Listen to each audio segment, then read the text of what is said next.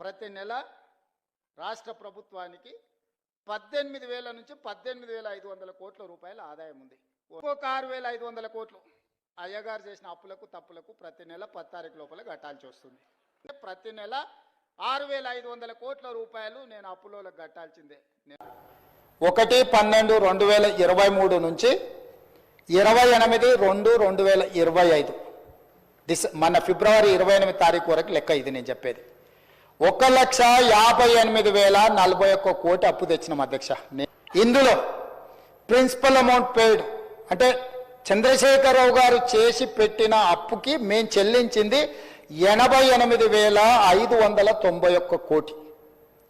అదేవిధంగా మిత్తి 1/12/2023 నుంచి 28/2/2025 వరకు 64,768 కోట్ల రూపాయలు మిత్తి చెల్లించిన అధ్యక్ష. మొత్తం కలిపి సరాసరి 1,53,359 కోట్లు చంద్రశేఖరరావు గారు చేసిన అప్పుకు అసలు మిత్తి కలిపి 15 నెలల్లో మేము చెల్లించినాం అధ్యక్ష. నిక్కరంగా మేము చేసిన అప్పు 4,682.